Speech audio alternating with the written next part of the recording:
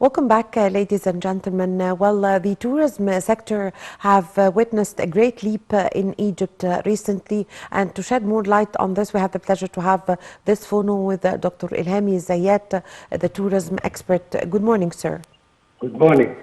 Doctor, what are the main reasons behind the great leap and increase in the flow of tourists to Egypt, as the tourism revenues in Egypt have increased by 43% in the period between July and September of the fiscal year, achieving 4.1 billion US dollars. So what are the main reasons behind this leap?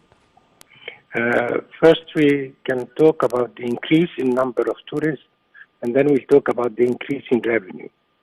The increase in number of tourists is due to the need for people to move after all these years of COVID and no travel and travel restrictions and war in Ukraine. There was a need for people to travel. And since most of our tourists come from the nearby countries, i.e. Europe, and sometimes the United States, Canada, and sometimes even as far as Argentina and Brazil, there is the need to travel because there are, first of all, ways of reaching Egypt, which means accessibility by air. There are many airlines now that service Egypt airport, and this helps because without airline we cannot access Egypt. And secondly, because the prices are very reasonable compared to anywhere else. And thirdly, because the travel time is very reasonable also, because people don't want to leave their country for a long period. So Egypt being close to Europe, Europe is the main supplier of business to Europe, to Egypt. That's despite the fact that we lack Russians and Ukrainians for very obvious reasons. So we get more tourists from other parts of Europe and the world. Now, in terms of income and revenue, and this is very, very important because the rush now is for the Nile. What I mean the Nile is the classic Egypt. The Egypt that started tourism before was Cairo, Luxor, Aswan, Abu Simbel. And this, of course, creates much more revenue because people have leisure time. They have extra time after they made their visit. They can go out, buy something in the market, go to a restaurant, whether in Luxor, Aswan, or Cairo, and spend more. Plus, of course, the fact that they use a guide, they use a driver, a bus driver or a car driver, because you can't park alone and then drive and be the guide at the same time. And also because they pay entrance fees, which makes the Ministry of Antiquities receive some additional income from the entrance fees.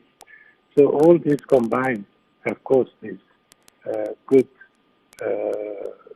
rebirth of tourism to Egypt, and I'm very pleased to say it's coming all over Egypt, not in one special area, but in many, many areas. Now, we should not neglect the fact that there are some tourists also that go in what we call the shoulder season in the seashore of the Mediterranean, because there are many hotels being built now. And when I say the shoulder season, it's after summer and before the rainy season in winter.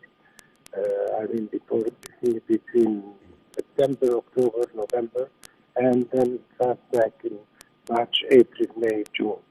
Because during the season, no Egyptian go to this area, but it's mostly European who go to that area.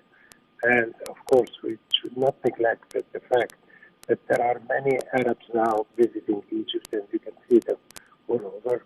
But they go basically to Cairo and Alexandria, and very few of them to Sharm el-Sheikh and Hurghada.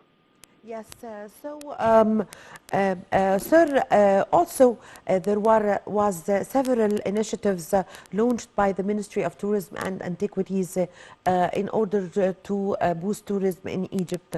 The importance of initiatives and also providing promotion campaigns for tourists to come to Egypt. What is the importance of this? Well, it's important not to be absent from the map of promotion. You can see all other countries and especially competitors like Dubai, like Abu Dhabi, like Saudi Arabia now. They are all doing promotion. I mean, I'm very surprised, very pleasantly surprised by the promotion of Saudi Arabia, which is fantastic. I mean, they have much less to offer than Egypt, but yet they make a promotion. It's not for today, it's for tomorrow. And that's why we should not be absent from that map, and we should always be present, even if we don't get anything in return.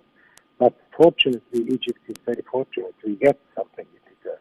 So every dollar spent in promotion is bringing $10 in terms of actual income to the Egyptian budget. So we are not like other countries. We get return for every money, the money spent on the promotion, and we need the promotion. We need to be present. People tend not to forget Egypt, but if you are not present, it doesn't come immediately. They say, I want to go to Egypt. It reminds them that, yes, this is something they learned in prep school, and they should visit at one point. And when we will give them this reminder, then they will definitely come. Plus, again, I repeat the fact that the airline are recuperating, and without airline, you can forget about tourism to Egypt. Airlines are recuperating from the big losses they had during the COVID period, and that's why they try to come back to new destinations or old new destinations.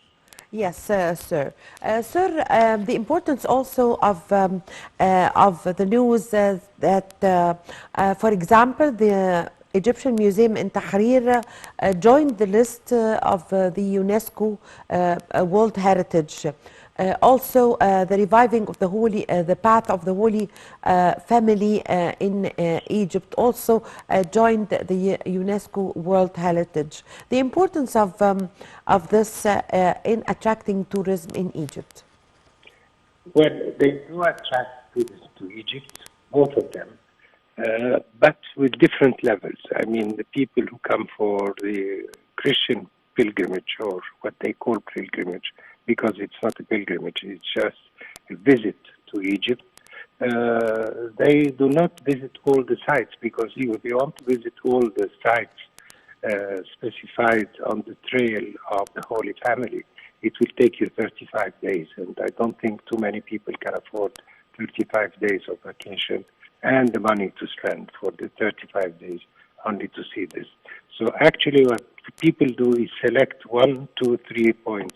Some people go to Asud, some people go to Minya, some people go to Cairo and are happy with going just to Cairo and see the pyramid and see the church and old Cairo. So the fact is that it does not cover the whole of Egypt as far as tourists are concerned, but it's special interest for every different nation. As I said again, some are very interested. If you know, the number of pilgrims or the number of visitors to Asud per year exceeds 2.5 million persons, including Egyptians, of course. The number of visitors to Mansoura, to Damiana Church, or in Mansoura, it's about 3 million people. Yes. So you can imagine that we can attract many people throughout all of it. Yes, I thank you very much for your time. Thank you for your valuable information, Dr. Elhamy Ziat, tourism expert. Thank you very much for joining us over the phone. And with this, my dear viewers, we come to the end of this episode of our program, The Breakfast Show. I was in the company of my colleague Nermeen Abdurrahman. My name is Amal Mukhtar. Thank you for watching.